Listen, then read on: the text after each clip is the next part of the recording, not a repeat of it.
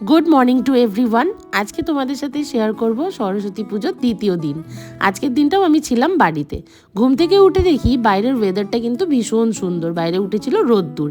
তো সেই আনন্দে আমি সবার আগে ব্রেকফাস্ট করে নিলাম, এরপর স্নান করে বাড়ির এদিক ওদিক ঘুরছিলাম আর নিজের মতো করে একটু টাইম স্পেন্ড করছিলাম।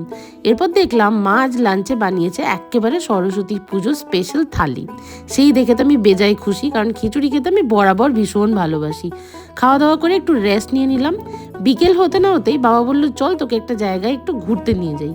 সেই আনন্দে আমিও বাবার সাথে বেরিয়ে পড়লাম ঘোরার জন্যে। বাবা নিয়ে গেল বাবার একদম প্রিয় পোষ্যদের কাছে। সত্যি কথা বলতে এখানে এসে প্রথমে মন ভালো হওয়া তো দূর, প্রথমে মনটা একটু খারাপই হয়ে গেছিলো।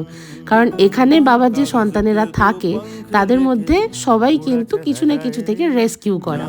তার মধ্যে কারোর হাতের সমস্যা, কারোর পায়ের সমস্যা, কারোর বা মুখের, আর কারোর বা চোখের।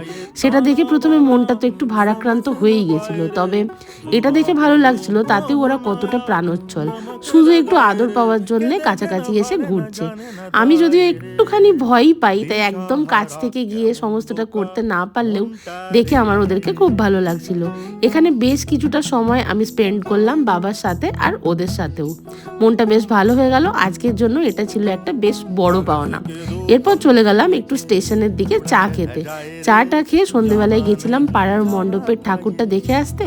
রাত্রিবেলাতে আজকে ডিনারে রুটি আর মাশরুমের তরকারি দিয়ে সেরে নিলাম।